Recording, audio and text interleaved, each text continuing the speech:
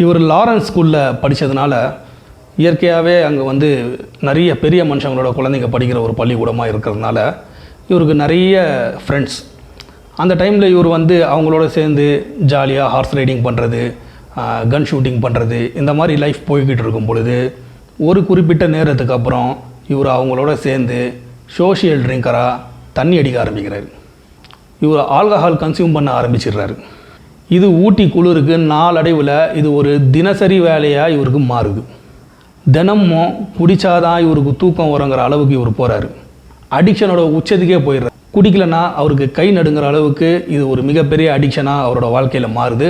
அப்போ தான் அவங்க தாயாருக்கு குழந்தை இந்த அளவுக்கு தண்ணி சாப்பிட ஆரம்பிச்சிட்டானே, தமிழும் தெரியலையே, நம்மளுக்கு ஆங்கிலமும் தெரியலையே, நம்மளால் இந்த பையனுக்கு வந்து எப்படி புத்திமதி சொல்கிறது அப்படிங்கிற ஒரு தர்ம சங்கடமான ஒரு நிலைமையில் தான் அவரை வந்து ஆய குடி காமிச்சா தான் சரி வரும்.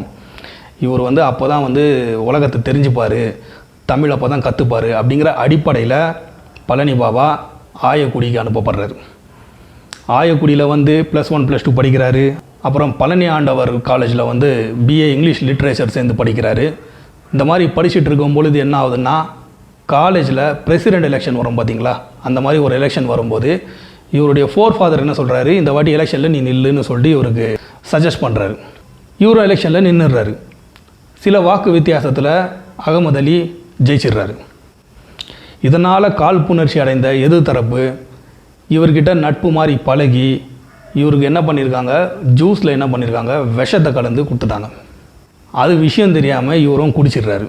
இது குடித்ததுனால ஒரு மிகப்பெரிய சீரியஸ் கண்டிஷனுக்கு போய் ஹாஸ்பிட்டலில் ட்ரீட்மெண்ட் பண்ணி ரொம்ப சிரமப்பட்டு தான் இவரை காப்பாற்றிருக்காங்க. ஆள் பொழைச்சிட்டாரு. ஆனால் இதில் நடந்த ஒரு மிகப்பெரிய துக்கமான விஷயம் என்னென்னா, இந்த விஷத்தோட தாக்கத்தினால கண் பார்வையை இழந்துடுறாரு அகமது அலி. நான் சொல்கிறதுலாம் அவரோட 17 வயசுக்கு முன்னாடியான விஷயங்கள். இப்போ கண் பார்வையை இழந்ததுக்கப்புறம் இவருடைய டெய்லி ரொட்டீன் லைஃபே வந்து ரொம்ப ஒரு ஸ்ட்ரகிளான ஒரு லைஃபாக இவருக்கு வந்து கடந்துட்டுருக்கு. வாழ்க்கை மேலே இருக்கிற பற்றே இவருக்கு சுத்தமாக அருந்து போய் இப்படி ஒரு வாழ்க்கை வாழ்கிறதாங்கிற அளவுக்கு இவர் வெக்ஸான ஒரு விஷயம் அவர் பார்வை இழந்தது. அவர் பார்க்காத டாக்டரும் கிடையாது, அவர் பண்ணாத ட்ரீட்மெண்ட்டும் கிடையாது. கடைசியில் ஃபைனல் ரிசல்ட் என்னென்னா, உங்களுக்கு பார்வை திரும்ப கிடைக்க வாய்ப்பு இல்லைன்னு சொல்லிட்டு மருத்துவர்கள் திட்டவட்டமாக சொல்லிடுறாங்க. இதில் இன்னும் ரொம்ப டிப்ரெஸ் ஆகி இதுக்கப்புறம் நம்மளுக்கு ஒரு வாழ்க்கை தேவையாங்கிற அளவுக்கு மன விரக்தியில் இருக்கார். அப்போது வீட்டில் இவரை பார்த்துக்கிறதுக்கு ஒரு நர்ஸ் அப்பாயிண்ட் பண்ணியிருக்காங்க. அவங்க இவங்களை பார்த்துட்டு இருக்காங்க.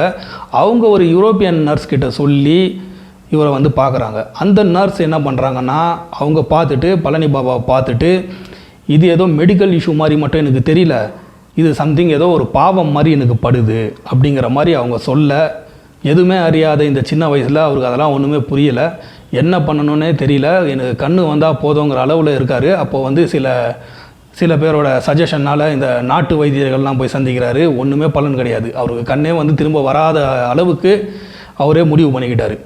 ஸோ இந்த மாதிரி இருக்கும் பொழுது இதுக்கு முன்னாடி வரைக்கும், இந்த நிகழ்வுக்கு முன்னாடி வரைக்கும் இவருக்கு கடவுளை பற்றியோ ஆன்மீகம் பற்றியோ எந்த ஒரு அக்கறையும் கிடையாது.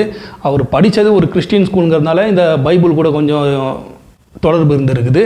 மற்றபடி அவருக்கு ஒரு பெரிய அளவில் அவர் ஒரு முஸ்லீம்ங்கிறது கூட அவருக்கு தெரியல அப்படிங்கிறாரு. அந்த மாதிரி தான் ஒரு வாழ்க்கையை வாழ்ந்துட்டு இருந்தார். இப்போ இந்த நிகழ்வுக்கு அப்புறம் என்ன நடக்குதுன்னா, ஒரு முசாஃபர் வந்ததாக சொல்கிறாரு. ஒரு முசாஃபர் அப்படின்னா ஒரு வழிபோக்கர் அப்படின்னு சொல்லலாம். இந்த சூஃபி சப்ஜெக்ட்லலாம் பார்த்தீங்கன்னு வைங்களேன், ஃபக்கீர் அப்படின்னு சொல்லுவாங்க, ஒரு துறவி. அந்த மாதிரியான ஒரு நபர் வந்து இவரை வந்து பார்க்குறாரு. அந்த சந்திப்பில் என்ன நடக்குதுன்னா, அந்த ஃபக்கீர் இவர்கிட்ட விசாரிக்கிறாரு, என்ன நடந்தது ஏதுன்னு சொல்லிட்டு எல்லாமே கேட்டுட்டு, ஒன்றுமே இல்லை, ஒரே ஒரு டச், அவர் தொட்ட உடனே இவருக்கு பார்வை வந்திருக்குது. நம்புறதுக்கு கஷ்டமாக இருக்குல்ல, ஆனால் இது பாபா சொன்னது தான். இந்த ஒரு சம்பவம் நடந்ததுக்கப்புறம் தான் இவருக்குள்ள ஒரு மிகப்பெரிய மாற்றம், உலக பற்று சுத்தமாக இருந்து போச்சு. யாரோ நம்மளுக்கு மேலே ஒருத்தன் இருக்கான் அப்படிங்கிற அந்த தேடலில் வந்து ஃபுல் ஃபோக்கஸ்டாக இறங்கிறதுக்கு முதல் படியாக அமைஞ்சது இந்த அற்புதம் தான். இவர் லைஃப்பில் நடந்த இந்த மிராக்கல் தான். விஷம் சாப்பிட்டதுனால இவர் கண் பார்வையை இழந்து அதை டாக்டர்ஸ்லாம் வந்து மறுபடியும் அதை க்யூர் பண்ண முடியாது அப்படின்னு சொன்னதுக்கப்புறம் மனம் வெறுத்து போயிருந்தவரை யாரோ ஒருத்தர், யாருன்னு கூட அவர் வந்து பெருசாக ரிவீல் பண்ணல, ஒரு டச்சில் வந்து இவரை சரி பண்ணியிருக்காரு. அப்போது இது வந்து ஒரு மிகப்பெரிய ஆச்சரியமான ஒரு விஷயமாக இருந்ததுனால, அப்போது அந்த ஒரு சூப்பர் பவரை தேடி போகிற ஒரு பயணத்தை வந்து இவர் ஆரம்பிக்கிறது இந்த வயசில் தான். உடனே அவர் வந்து எல்லாத்தையும் தூக்கி வீசிட்டு கிளம்பிடுறாரு வெளியில். 10 வருஷம் ஆள் எங்கே இருந்தாருன்னு கூட யாருக்கும் தெரியலங்கிற அளவுக்கு அவரோட லைஃப்பில் வந்து இது வந்து ஒரு மிகப்பெரிய டேர்னிங் பாயிண்ட். அவரோட ஜேர்னியில் வந்து இது வந்து ஒரு ரொம்ப சீக்ரெட்டான ஒரு விஷயமா இருக்குது. அந்த நேரத்தில் தான் அகமது அலியாக இருந்த பையன் பழனி பாபாவாக மாறுறார். அதுக்கப்புறம் அவருடைய பேச்சு தோரணை, அவருடைய நடவடிக்கை, அவருடைய செயல், இதெல்லாம் வந்து அதுக்கு தான் இப்போது இந்த தமிழா பாண்டியன்லாம் பார்த்துருப்பீங்க. அவர் வந்து அவருடைய இன்டர்வியூவில் நீங்கள் பார்த்துருப்பீங்க. இவர் சாமியாராக சுற்றிட்டு இருந்தார் அப்படிங்கிற மாதிரிலாம் மென்ஷன் பண்ணுவார். அது முழுக்க பொய் இல்லை. இந்த மாதிரியான விஷயங்கள் வந்து நடந்தது உண்மைதான். இந்துக்கள் பார்வையில் இவர் வந்து ஒரு சாமியாராகவும், முஸ்லீம்கள் பார்வையில் இவர் வந்து ஒரு பாபாவாகவும், ஆக மொத்தம் ஒரு சூப்பர் நேச்சுரல் பவர் இருக்கிற ஒரு அமானுஷ்யமான பையனாக தான் இவர் வந்து சின்ன வயசில் சுற்றியிருக்காரு. ஆனால் தான் வந்து ஒரு சூப்பர் நேச்சுரலான ஒரு ஆளுன்னும் பல சூப்பர் பவர்லாம் என்கிட்ட இருந்துச்சு அப்படிங்கிற மாதிரிலாம் பழனி பாபா எங்கேயுமே மென்ஷன் பண்ணலைன்னா கூட அந்த மாதிரிலாம் அவர் இருந்தாருன்னு உறுதிப்படுத்துறதுக்கு சில விஷயங்கள் இருக்குது. அதை நான் உங்களுக்கு அடுத்தடுத்த வீடியோக்களில் நான் உங்களுக்கு அதை பற்றி தெரிவிக்கிறேன். அப்போ சின்ன வயசில் வந்து இவர் பயங்கரமாக அந்த டைமில் ட்ரெண்ட் ஆகிறாரு. இதுக்கு முன்னாடி இருந்த அகமது அப்படியே டோட்டலாக ஒரு டிரான்ஸ்ஃபர்மேஷன். பழனி பாபாவாக இவர் மாறினதுக்கப்புறம் இவருடைய நடவடிக்கைகள், இவர் சொல்கிறதெல்லாம் பழிக்க ஆரம்பிக்குது. அதை சுற்றி இருக்கிறவங்களாம் உணர ஆரம்பிக்கிறாங்க. இவர் பேசுகிறதெல்லாம் நடக்க ஆரம்பிக்குது, இவர் சொல்கிறதெல்லாம் நடக்குது. ஸோ இந்த மாதிரிலாம் நடக்க இயல்பாக பார்ப்பாங்க இல்லையா, ஒரு தெய்வீக குழந்தை போல் அப்படிங்கிற மாதிரி ஒரு பார்வை வந்து இந்து மக்களிடையே இவருக்கு வந்து அதிக ஈர்ப்பு ஏற்படுத்தி கொடுக்குது இந்த விஷயம். இதில் ஒரு முக்கியமான விஷயத்தை வந்து நான் குறிப்பிட விரும்புகிறேன். அந்த ஃபகீர் நான் சொன்னேன் இல்லையா, ஒரு டச்சில் வந்து இவரை க்யூர் பண்ணார் பார்த்தீங்களா. அவர் இவர்கிட்ட என்ன விஷயம் சொல்லியிருக்காருன்னா, கையில் பணங்காசை தொடக்கூடாது, பெண்களை இச்சையோடு தொடக்கூடாது, இந்த மாதிரியான சில ப்ராமிஸ் அவர்கிட்ட வாங்கியிருக்காரு. இதை கடைசி வரைக்கும் பழனி பாபா கீப் அப் பண்ணியிருக்காரு. அவரோட பழகுன எல்லாரும் கொடுத்த ஸ்டேட்மெண்ட் என்னென்னா, அவர் ஃபிசிக்கலாக கையில் வந்து பணங்காசை தொடமாட்டார். இது எல்லாரும் உணர்ந்துருக்காங்க. ஆனால் இதை ஏன் பண்ணிட்டு இருந்தாருங்கிறது வந்து பெரிய அளவுக்கு நிறைய பேருக்கு தெரியல. இது பாபாவே சொன்னதுக்கப்புறம் தான் எனக்கு புரிய வந்துச்சு. இது வந்து ஒரு மிராக்கலான, அதாவது இது வந்து ஆன்மீகம் சம்மந்தப்பட்ட ஒரு சப்ஜெக்ட். இதெல்லாம் வந்து பெரிய அளவில் பாபா வந்து அவரோட பேச்சுக்களில் ரிவீல் பண்ணுறது கிடையாது. கூட இருக்கிற பல பேர் கூட இந்த விஷயம்லாம் தெரியாமல் தான் இருந்திருக்காங்க. அதை பற்றிலாம் அவர் பேசிக்கிறது கிடையாது. ஆனால் ஆளோட நடவடிக்கையில் பல அமானுஷ்ய விஷயங்களை பார்த்ததா எனக்கு பல பேர் சொல்லியிருக்காங்க. அதையெல்லாம் வந்து ஒரு எவிடன்ஸாக இது வந்து இங்கே சொல்ல முடியாதுங்கிறதுனால நான் அதை தவிர்த்துட்டு கடந்து போகிறேன். ஆனால் பழனி பாபா கடைசி வரைக்கும் கையில் பணங்காசு தொடர பழக்கம் அவருக்கு இல்லை. திருமணம் கூட அவர் பண்ணலை, நல்லா நோட் பண்ணி பாருங்கள். ஆனால் அவர் என்ன சொல்லுவார்னா, கூட்டங்களில் எனக்கு யார் பொண்ணு கொடுப்பா, நீ பொண்ணு கொடுன்னு சும்மா கலாய்ப்பார். இல்லைனா என்ன சொல்லுவார்னா, நானே வருஷத்தில் பாதி வருஷம் ஜெயிலில் தான் கிடக்கிறேன், என்னை நம்பி ஒரு பொண்ணு வந்து அவளுடைய வாழ்க்கையை நான் எதுக்கு வீணடிக்கணும் அப்படிங்கிற மாதிரி ஒரு சமாளிப்பு பேச்சு பேசுவாரே தவிர, ஆனால் மனுஷன் வந்து செஞ்சு கொடுத்த அந்த 2 சத்தியத்தை கடைசி நாள் வரைக்கும் ஃபாலோ பண்ணியிருக்காருங்கிறது அவருடைய வாழ்க்கையில் தெரிய வருது. இந்த கையில் பணங்காசு தொட மாட்டார்னு சொன்னேன் இல்லையா, அது கூட நீங்கள் அவர் கூட்டத்தில் கூட பாருங்கள். அவர் பேசிகிட்டே இருக்கும்போது சும்மா யாராவது ஒரு 10 ரூபா 100 ரூபா நன்கொடையாக கொடுக்க வரும்பொழுது அவர் என்ன பண்ணுவார்னா, தோளில் இருக்கிற துண்டை கொடுத்து அந்த துண்டில் தான் பணத்தை வாங்குவார். ஃபிசிக்கலாக வந்து அவர் வந்து கையில் வந்து பணங்களை டச் பண்ணுறது கிடையாது. அவர் வந்து சில ஊர்களில் போயிட்டு கூட்டம் பேசி முடிச்சதுக்கப்புறம் ஒரு மரபு இருக்குது. எல்லாரும் அந்த பேச்சாளர்கள் என்ன பண்ணுவாங்கன்னா, அவங்களே வந்து காசு கலெக்ஷன் பண்ணி அந்த கூட்டத்தை ஆர்கனைஸ் பண்ணவங்க கிட்ட அந்த பணத்தை கொடுக்குற ஒரு நடைமுறை இருக்குது. அது எல்லாருக்கும் தெரிஞ்சிருக்கும்னு நினைக்கிறேன். அந்த மாதிரி ஒரு கூட்டங்கள் பேசி முடிச்சதுக்கப்புறம் என்ன பண்ணுவார்னா, அந்த துண்டை விரித்து தான் வந்து இவர் வாங்கி எடுத்து போயிட்டு அப்படியே டேபிளில் அந்த பணத்தை கொட்டுற காட்சிகள்லாம் நான் உங்களுக்கு காட்டுறேன்.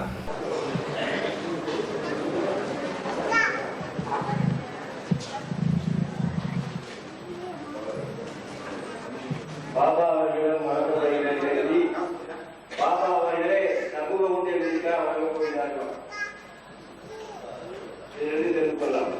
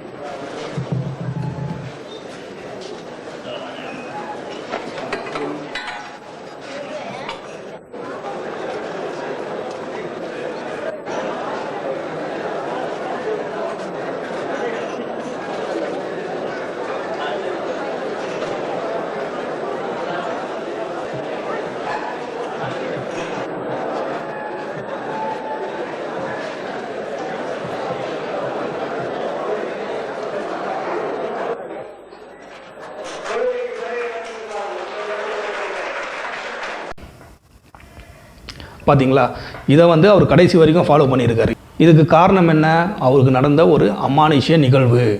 இதுதான் பழனி பாபாவோட முதல் விதை. இந்த மிராக்களுக்கு அப்புறம் தான் அவர் பாபாவாக மாறுறாரு. இந்த சத்தியங்களை வந்து அவர் ஃபாலோ பண்ணிட்டு வந்தார். இந்த மாதிரி இன்னும் சில பல சத்தியங்களை வந்து அவர் ஃபாலோ பண்ணிட்டு வந்தார். ஒரு சில நடைமுறைகளை வந்து அவரோட வாழ்க்கையில் கடைப்பிடிச்சிட்டு இருந்தார். அதெல்லாம் நான் உங்களுக்கு ஒன்றா நான் அடுத்தடுத்த வீடியோவில் உங்களுக்கு நான் தெரிவிக்கிறேன். தொடர்ந்து நம்மளுடைய இந்த சேனலை வந்து நீங்கள் பாருங்கள். அதனால் நீங்கள் பழனி பாபா சம்மந்தப்பட்ட இன்னும் பல சுவாரஸ்யமான விஷயங்கள் தெரிஞ்சுக்கிறதுக்கு இது ஒரு வழியாக அமையும். உங்களை மாதிரியே என்ன மாதிரியே பழனி பாபா சம்மந்தப்பட்ட விஷயங்கள் தெரிஞ்சுக்கணும்னு விரும்புகிற உங்கள் நண்பர்கள் இருந்தால் மறக்காமல் இந்த வீடியோவை அவங்களுக்கு ஷேர் பண்ணுங்கள். சப்ஸ்கிரைப் பண்ணாதவங்க தயவு செஞ்சு பண்ணிக்கோங்க. நன்றி.